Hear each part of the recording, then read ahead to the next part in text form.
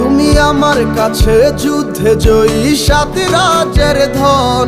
শত বাধা ডিঙায় পাইছি তোমায়, মনের মতো মন।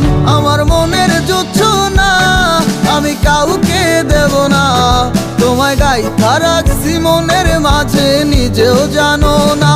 যতই করো বাহানা তোমায় যেতে দিব না, আমি পাগল হয়ে ঘুরবো তবু কিছু ছাড়বো না।